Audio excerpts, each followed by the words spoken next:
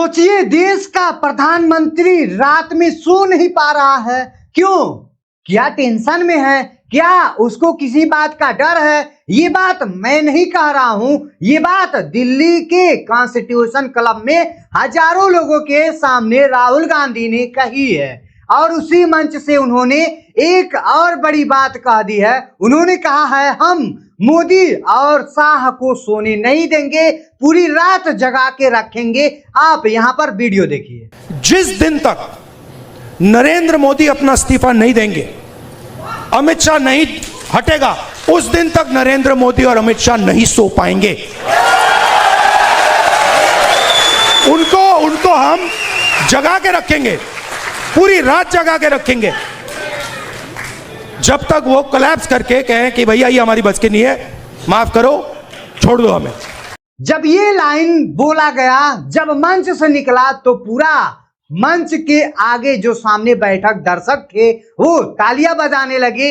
इसके पीछे क्या कहानी है? क्या सच में सरकार के अंदर कुछ टूट रहा है? आइए एक एक करके परत को खोलते हैं। नमस्कार, मैं हूं आदेश वर्मा, आप देख रहे हैं पॉलिटिकल सच्चाई। 13 अगस्त को दिल्ली में कॉन्स्टिट्यूशन क्लब चल रहा था। वहां रचनात्मक कांग्रेस का राष्ट्रीय अधिवेशन चल रहा था। 2 दिन का कार्यक्रम था, 12 और 13 अगस्त को चलना था। कांग्रेस अध्यक्ष मल्लिकार्जुन खड़गे और राहुल गांधी दोनों को आना था और दोनों आए भी थे। राहुल गांधी जब मंच पर आए तो सामने हजारों दर्शकों की बैठक के बाद मंच पर संदीप दीक्षित भी वहां पर मौजूद हुए और वहीं से राहुल गांधी ने भाषण शुरू किया और शुरू होते ही सीधा हमला बोला। लेकिन रुकिए, राजनीति पर आने से पहले 2 लोगों की कहानी सुनिए, क्योंकि इस भाषण की जड़ वही है।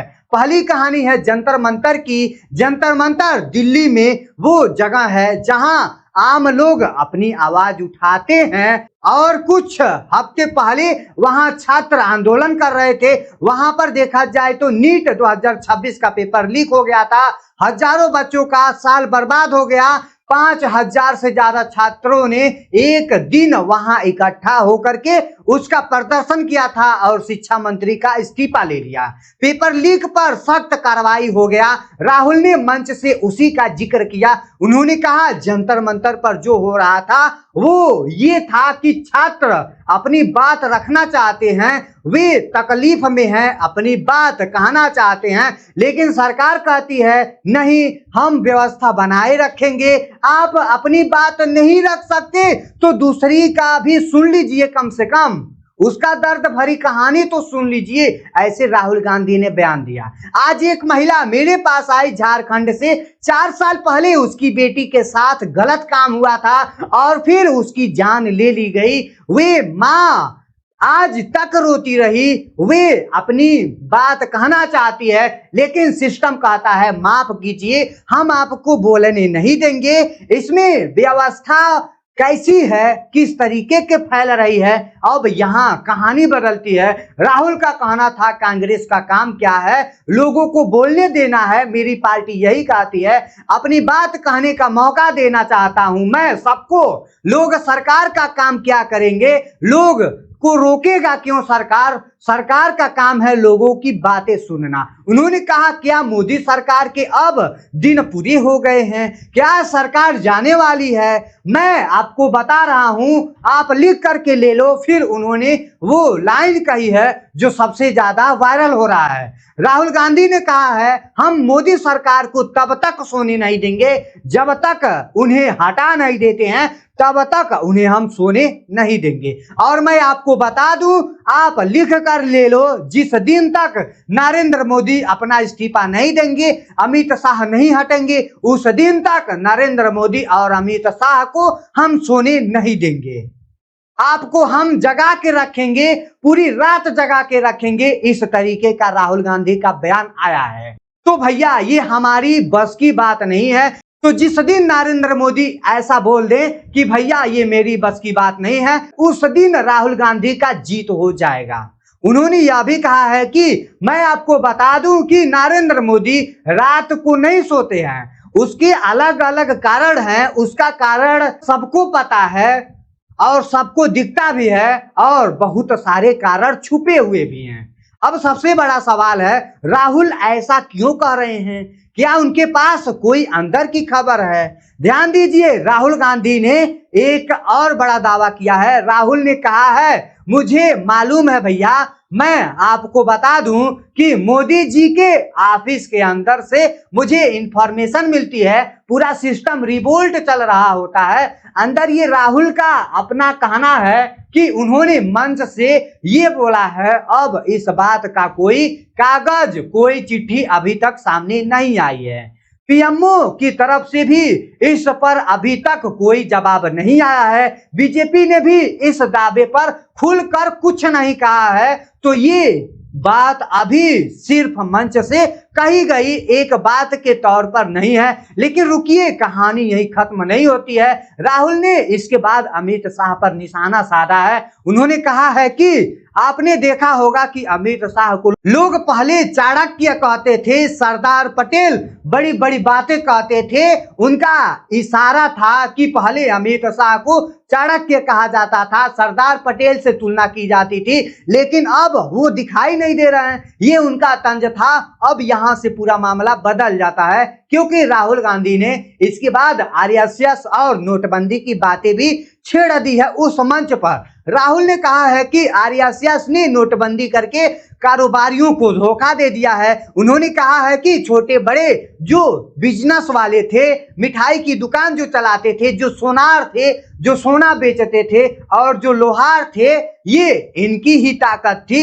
इन्हीं लोगों ने बीजेपी को वोट दे दिया, लेकिन वही आज धोखा दे दिया। नोटबंदी कर दिया, जीएसटी लागू कर दिया, उसको तो उन्होंने धोखा दे दिया, मार डाला, वो तो सब मर गए। आरएसएस ने डिमोनेटाइजेशन कर दिया है, जीएसटी कर दिए और आपने ही लोगों को धोखा दे दिया है। इस बात पर अब थोड़ा सा समझते हैं। नोटबंदी 2016 में हुई थी। सरकार ने कहा था काला धन खत्म होगा।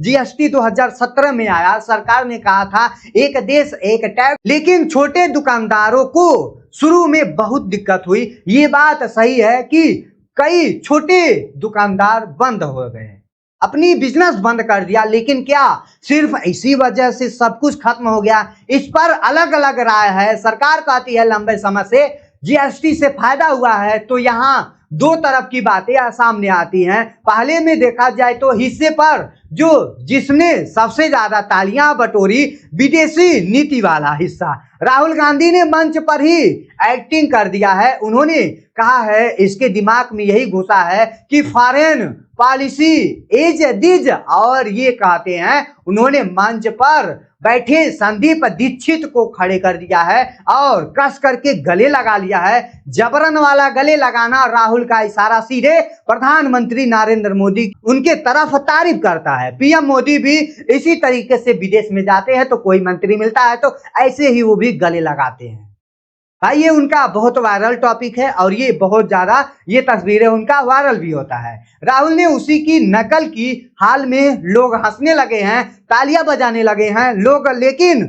लेकिन जब शुरू होता है वाकई क्या राहुल गांधी का ये हमला वाकई बीजेपी का नींद उड़ा देगा? क्या सरकार सच में जाने वाली है? देखिए, दोनों की तरफ बात सुनना जरूरी है। एक तरफ राहुल गांधी हैं जो नेता प्रतिपक्ष हैं, उनका काम है सरकार से सवाल पूछना, जंतर मंतर पर बैठे छात्रों की आवाज उठाना, उस मां की आवाज को हौसला बढ़ाना जो इंसाफ मांग रहा है। दूसरी तरफ सरकार है। सरकार का कहना है कि जंतर मंतर पर धारा 144 जैसी व्यवस्था इसलिए लगानी पड़ती है ताकि पूरे दिल्ली की व्यवस्था न बिगड़े।